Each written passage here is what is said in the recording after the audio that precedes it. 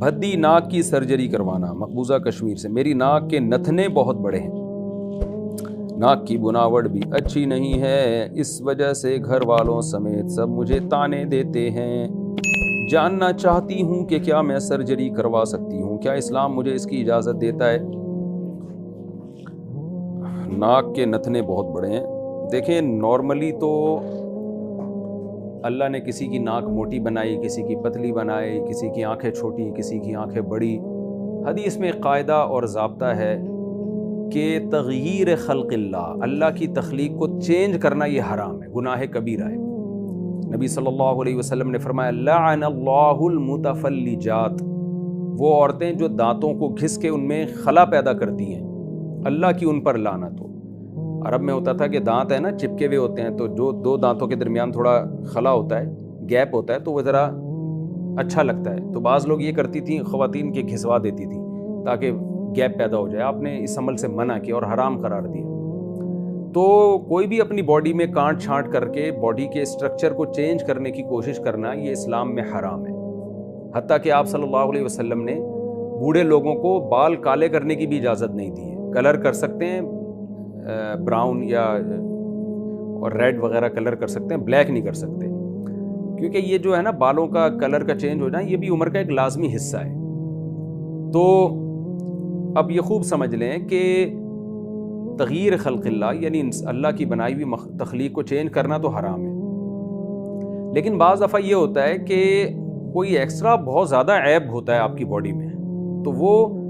وہ یعنی یوں نہیں سمجھا جاتا کہ آپ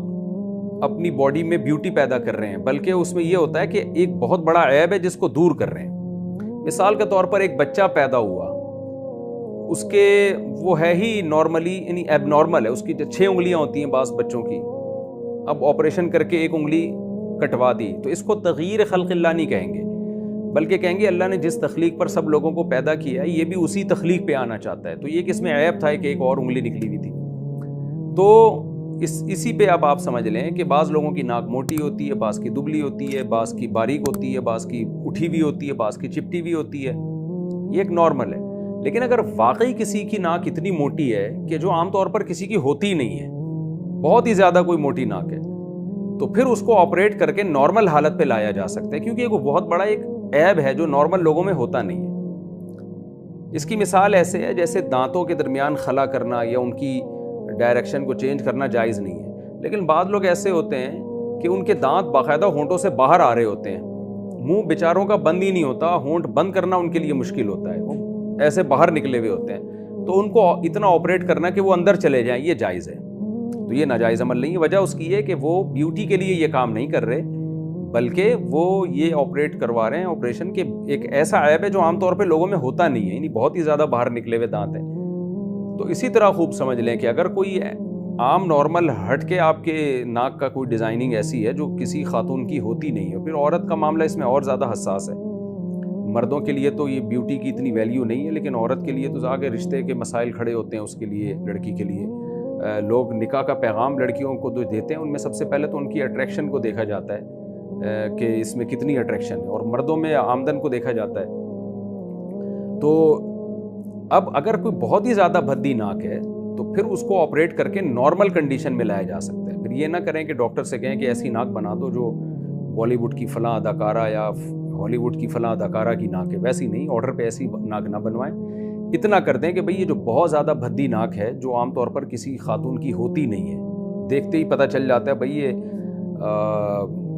یعنی ایک عجیب سے لگتا ہے دیکھنے میں، تو اس کو نارمل حالت میں لایا جا سکتا ہے آپریٹ کر کے۔ تو یہ عمل تغییر خلق اللہ نہیں کہلائے گا،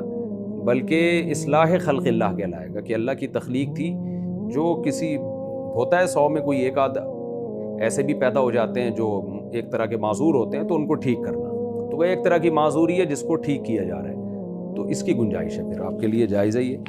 لیکن ایسا نہ ہو کہ عام لوگ اس فتوے سے فائدہ اٹھائیں اور وہ کہیں کہ اچھا ہماری تو تھوڑی سی موٹی ناک ہے تو ہم اس کو باریک کر لیتے ہیں، اور ہماری تو باریک ناک ہے ہم تھوڑا موٹا کر لیتے ہیں اس کو، یہ جائز نہیں۔ اسی طرح جیسے کسی کے ہونٹ بہت ہی زیادہ بھدے ہوں، موٹے ہوں، جو عام طور پہ کسی کے ہوتے نہیں ہیں، تو وہ پلاسٹک سرجری کروا سکتا ہے۔